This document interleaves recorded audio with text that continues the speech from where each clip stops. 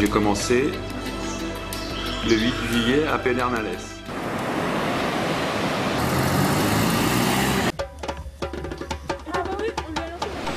Ça y est, c'est le grand départ de l'aventure que j'avais imaginé il y a 6 ans et préparé depuis 2 ans. Je pars pour 260 km de vélo jusqu'à Quito, ma première étape. Ciao.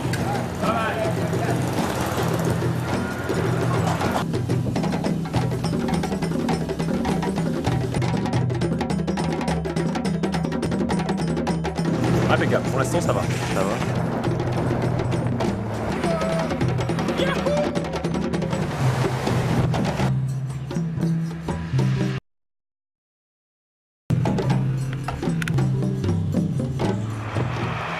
On part de Quito à 2008 et Cayembe à 4008. Ça me fait encore 2000 mètres de dénivelé positif. Le Cayembe se mérite.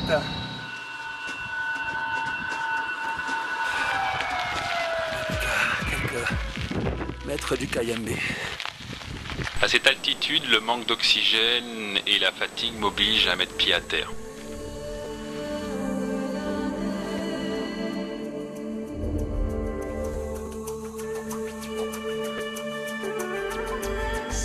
Pour moi, la montagne a été vraiment une grande découverte de cette expédition, car étant néophyte, Eric a été obligé de me former en 10 jours.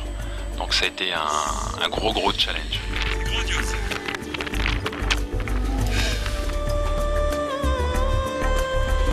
Le vent et le mauvais temps se lèvent et nous obligent à redescendre rapidement.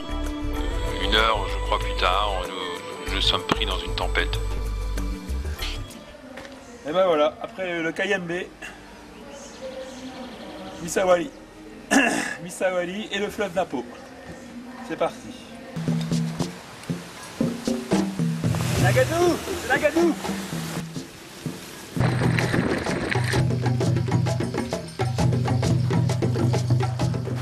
Il y a 2 jours, t'es à 12 ou 13 degrés. 48 heures après, on se retrouve à 33 degrés. Toutes ces heures passées en vélo, je m'étais promis de me jeter à l'arrivée dans le fleuve Napo. C'était un grand moment de délivrance.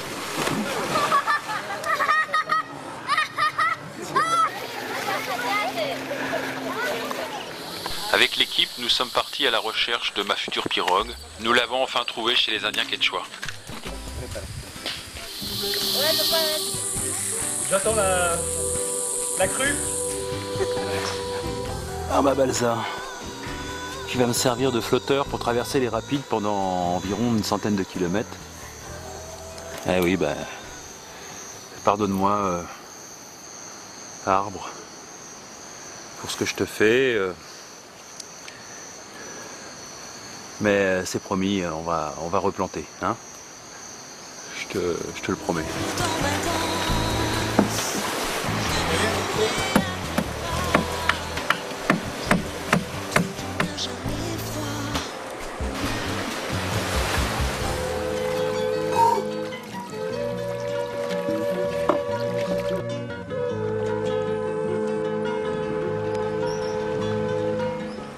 Ça fait déjà presque 6 heures que je suis parti de Misawali, c'est la première journée. Il y a une espèce de tourbillon, il aspire et il projette sur les rochers à côté. On l'appelle El Pusuno, alors tout le monde en redoute. Dès la première journée, j'avais pas envie de mettre tout à l'eau. Le mal de la déforestation en Équateur, c'est pas le soja, c'est le pétrole. Banc de sable avec pas plus de 20 cm d'eau. Je trempe la moitié de la rame. Ah, y a pas d'eau. Y a pas d'eau. Je suis obligé d'arrêter la pirogue parce que là j'ai le souffle coupé. C'est incroyable. Je suis là au cœur de l'Amazonie. Ce que je vois, c'est des hectares et des hectares de forêt coupés. Là c'est bourré de FARC et de narcotrafiquants. Donc c'est exactement même dans cette région-là qu'a disparu il y a 4 ans, Marc Belterra, un Français.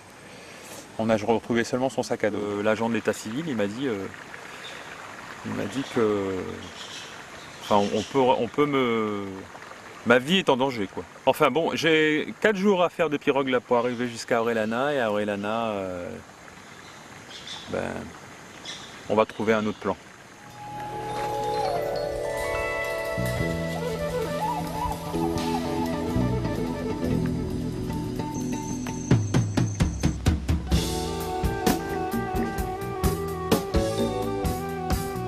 Voilà, je me trouve à...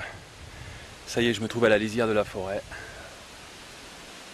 Au début de ma traversée de la grosse partie de la forêt. Je savais qu'un jour je me trouverais ici.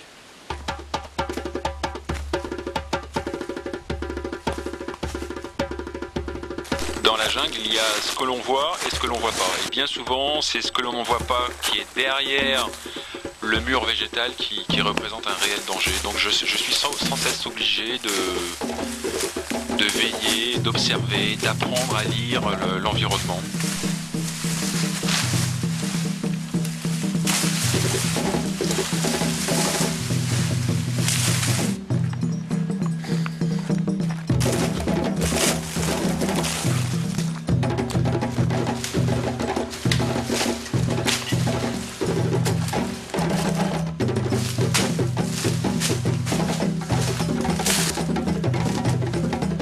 Ça y est, j'ai trouvé la plante Samambaya. La plante Samambaya, ça m'indique qu'il y a de l'eau quelque part. Il doit y avoir une source d'eau quelque part.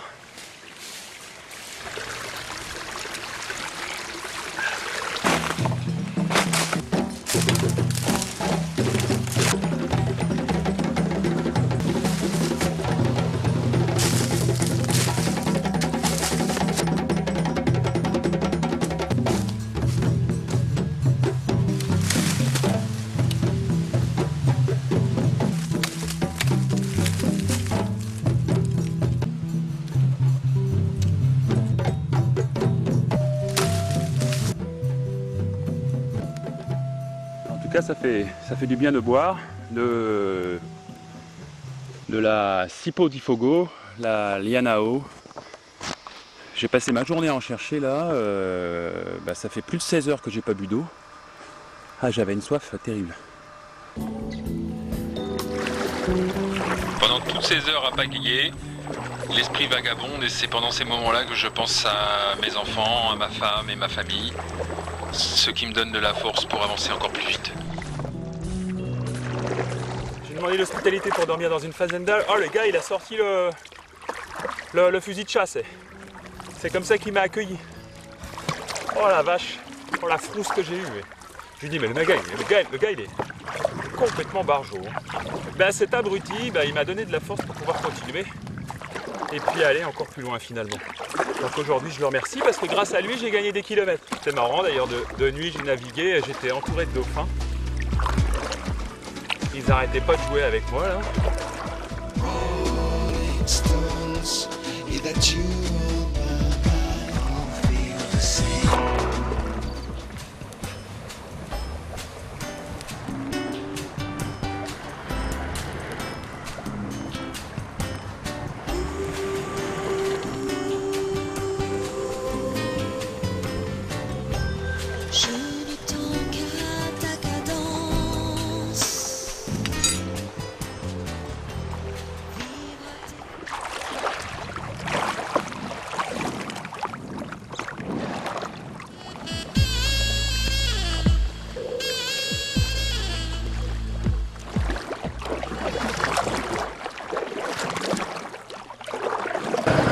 J'ai passé pas loin de 2 heures et demie dans l'eau à nager là, comme un malade. J'ai sifflé, ils sont venus me chercher, ils m'ont vu de la rive et ils sont venus me secourir. Oh là là, mon Dieu, 3 jours d'orage, 3 jours de... Aventura! Ecuador! Si, Ecuador! Voilà les gars qui sont venus me récupérer dans l'eau, j'ai coulé. Après un super orage. Regarde, tout à l'heure il y avait plein d'eau dans la pirogue, on a vidé là. Você quer chegar onde? Parintins. Parintins? Sim. Tá perto daqui. Bom dia. Bom dia? Sim. Não, não dá mais. Pour mes derniers 800 km, la pirogue, je me suis séparé de celle-ci à Oriximina, la revendant à un pêcheur. J'avais rendez-vous à Oriximina avec Jean-Pierre, venu lui de Santarém avec mon vélo. Donc on a fait une transaction et je suis reparti à vélo pour mes derniers 800 km.